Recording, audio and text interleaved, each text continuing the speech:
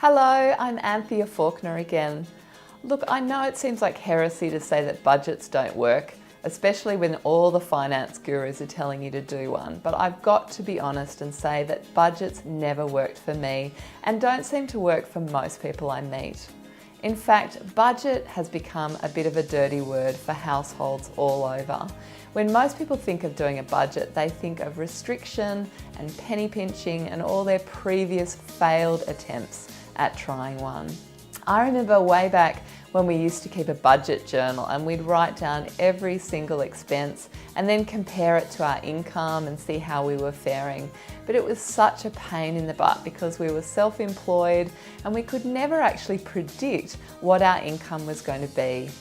And then there was always some unpredictable expense that I'd forgotten, even when they were really kind of obvious everyday expenses, like our car breaking down or needing to replace our fridge. And that's life, right? But we never seem to factor that stuff in, which I admit is pretty dumb, really. I remember I made my husband carry around this little notebook for a whole year and write down every single thing he spent money on. And he did it, but he hated doing it and he would roll his eyes every time I mentioned it. The problem with budgets is that they only show you that it's possible to spend less than you earn. They don't actually show you how, and that's a major Achilles heel for the majority of people. The reason is budgets are very two-dimensional. They show income and expenses, usually on a monthly or an annual basis, but they don't factor in a really crucial piece of the puzzle, and that's time. So your budget might tell you that your annual income will cover your expenses, but what about those unexpected expenses that you haven't accounted for? And what happens when a whole heap of major bills fall due at the same time each year or month and completely overwhelms your salary for that month? And now you're back to chasing your tail, putting things on credit and paying high interest rates to keep afloat. And then what happens with the unexpected expenses like the fridge breaking down, which is going to happen sometime in the next 10 years? Most people have not factored in anywhere near this level of detail into their budgets, and that's where they get derailed because all of a sudden a big expense hits them out of the blue and they either have to eat into savings or use credit.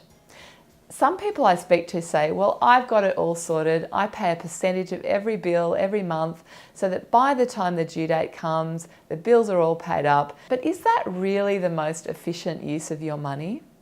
While sure, your bills might get paid on time, paying bills this way before they actually due means that your money is not being used in the most efficient way it could be. Your precious hard-earned money could be put to use to buy income-generating investments or accruing you interest in a high interest-bearing account. When you pay bills early like that, you're actually shortchanging yourself.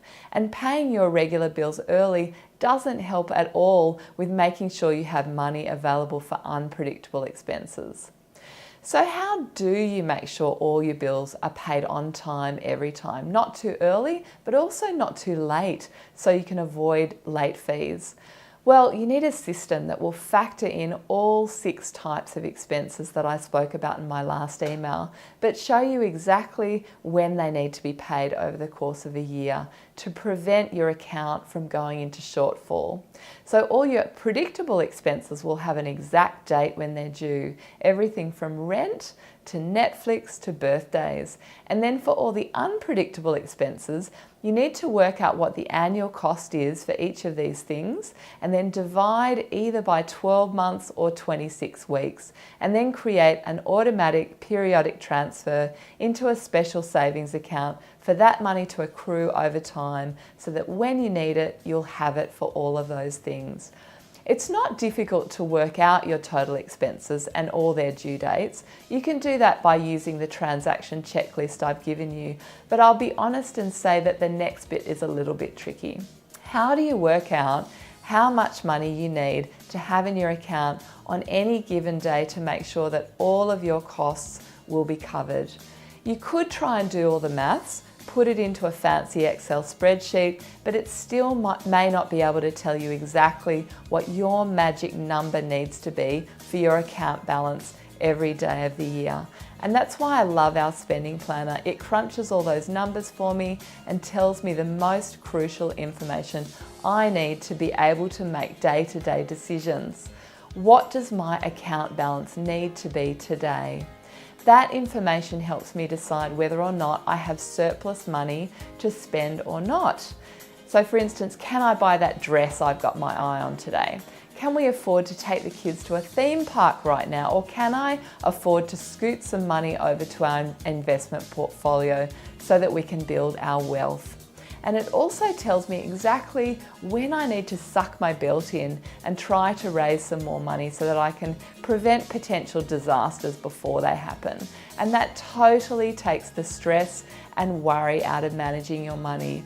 You've got a roadmap to follow, and as long as you follow the roadmap, you'll get to your destination. No more late fees, no more uncertainty about money.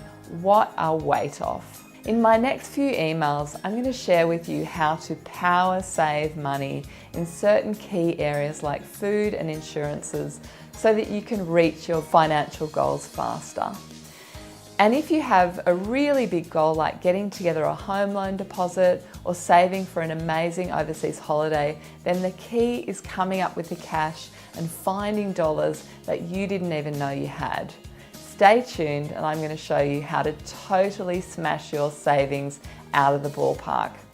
See you in the next video.